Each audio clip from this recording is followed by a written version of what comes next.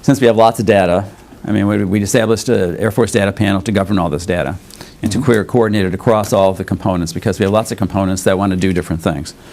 And part of this was we decided not to do a chief data office, and associated with that a chief data officer to actually support as a self-service service organization for all the data within the Air Force, that we be in charge of doing authoritative data registration, actually connecting authoritative data together into what we call information assets, exposing those information assets to other people in the Air Force as well based upon use, controlling those assets and everything else. And part of this effort, we set up Tiger teams, but one of the Tiger teams actually did an analytics analysis across the Air Force of the tools that we actually had and all the projects that we're doing, and determined where there were gaps in the analysis for those tools. And so now we're progressing down the path of saying, what other analysis tools do we actually need to support the missions that we have? And some of the missions that are coming across now are the IoT mission that we have.